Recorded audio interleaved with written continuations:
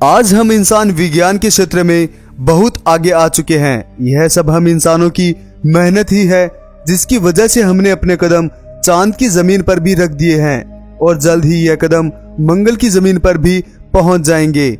जैसे जैसे हम इंसानों ने विज्ञान के क्षेत्र में सफलताएं हासिल की है, तब से अनेकों ऐसे प्रश्न खड़े हुए हैं जिनके जवाब दे पाना बहुत मुश्किल हो गया है।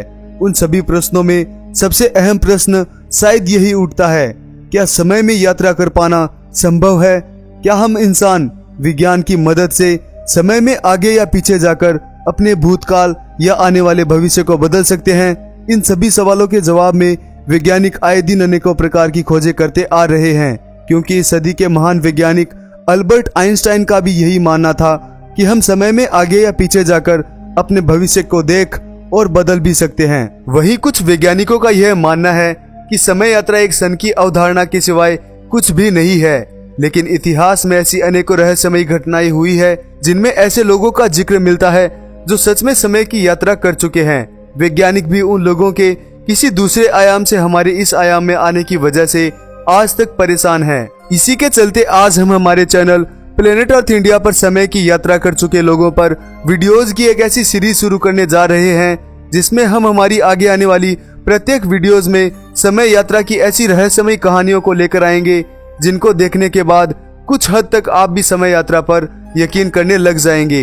नमस्कार दोस्तों, मेरा नाम है अक्षय और स्वागत है आपका प्लेनेट अर्थ के एक और रहस्यमयी वीडियो में। दोस्तों, अगर आपने हमारे चैनल को अभी तक सब्सक्राइब नहीं किया है तो जरूर सब्सक्राइब करें, ताकि आप हमारे आगे आने वाले ऐसे ही और रहस्यमयी वीडियोस को आसानी से देख सकें। 2 जुलाई 1955 रोजाना की ही तरह यह भी न्यूयॉर्क का सामान्य सा दिखने वाला दिन था। इस शहर से रोजाना की ही तरह अनेकों हवाई जहाजें आसमान में उड़ान भरती है। उन्हीं जहाजों में से एक जहाज DC-4 नामक एक चार्टर प्लेन भी था, जो 4 क्रू मेंबर और 57 यात्रियों के साथ न्यूयॉर्क से मियामी के लिए जा रहा था। लेकिन इस जहाज के उड़ान भरने के कुछ ही मिनटों बाद कंट्रोल रूम का इस जहाज से पूरी तरह से संपर्क टूट गया और जहाज रडार पर भी दिखाई नहीं दे रहा था। कंट्रोल रूम में बैठे सभी लोगों को यही लग रहा था कि यह कोई तकनीकी समस्या होगी जिसकी वजह से यह सब हो रहा था। लेकिन जब कुछ घंटों तक विमान से संपर्क नहीं हुआ, तब सभी लोगों को इस बात का अंदाजा हो गया था कि जरूर प्लेन कहीं ना कहीं क्रैश हो गया होगा। उस दिन के बाद से DC-4 चार्टर प्लेन के लिए कई रिसर्च टीमों को उसकी खोज में लगाया गया, लेकिन उसका कोई भी सबूत नहीं मिला। रिसर्च टीमों का यह मानना था कि अगर प्लेन कहीं क्रैश हुआ होता तो उसका मलबा जरूर मिलना चाहिए था, जबकि ऐसा हुआ नहीं। इसीलिए इस जहाज के रहस्यमय ढंग से गायब होने की कहानी को समय के साथ साथ बुला दिया गया। लेकिन इस जहाज की कहानी अभी खत्म नहीं हुई थी। 21 मई 1992 कराकस वेनेजुएला। इस शहर के एयरपोर्ट के सभी कर्मचारी और कंट्रोल रूम में बैठे जुआन डी नामक एक मुख्य अधिकारी व अन्य सभी लोग हमेशा की ही तरह अपना काम बखूबी निभा रहे थे। लेकिन आज जो होना था उसके बारे में इन लोगों ने कभी सपने में भी नहीं सोचा होगा। सब कुछ सही जा रहा था, लेकिन जुआन डी ने रडार पर अचानक कहीं से आए एक प्लेन को देखा। जुआन डी उस प्लेन के अचानक रडार पर आ जाने की वजह से चिंता में पड़ गए। किसी भी प्रकार की दुर्घटना ना हो उससे पहले जुआन डी ने उस प्लेन के पायलट से रेडियो सिग्नल के माध्यम से कुछ पूछना चाहा।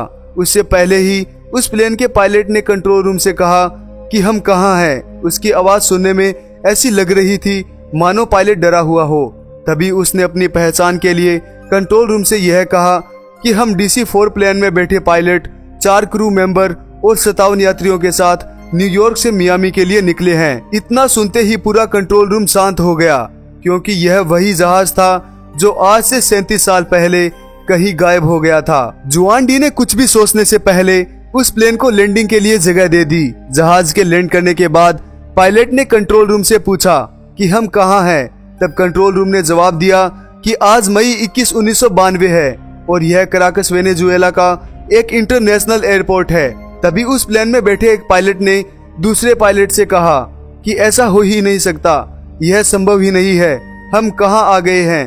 तभी जुआन डी ग्राउंड क्रू को उनकी सहायता के लिए नीचे भेजते हैं। जैसे ही ग्राउंड क्रू उस प्लेन के पास पहुंचा तो उन्होंने खिड़की से झांक रहे यात्रियों के चेहरों की तरफ देखा, जिनको देख ऐसा लग रहा था मानो उनको किसी प्रकार की कोई चिंता थी।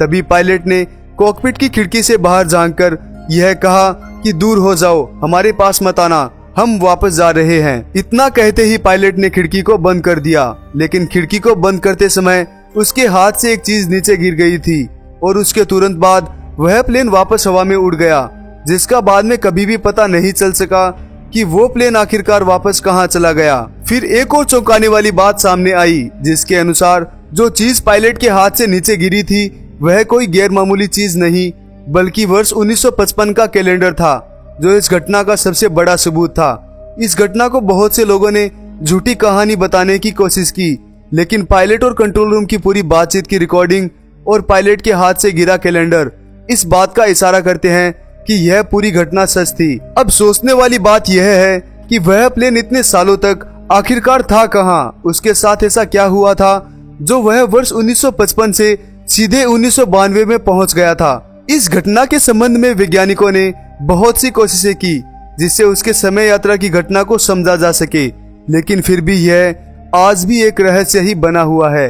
दोस्तों, अगर आपको हमारा समय यात्रा की सीरीज का यह पहला वीडियो अच्छा लगा हो तो लाइक, शेयर और कमेंट जरूर करें और अपनी राय जरूर दें कि आप समय यात्रा के बारे में क्या विचार रखते हैं। साथ ही हमारी समय की यात्रा की एक और रहस्यमयी कहानी के लिए हमारे चैनल को सब्सक्राइब करना भी ना भूलें। और आपको जिस प्रकार की भी वीडियो चाहिए उनके बारे में आप हमें कमेंट बॉक्स में बता सकते हैं। लौटेंगे जल्द ही नए और अद्भुत वीडियोस के साथ। धन्यवाद।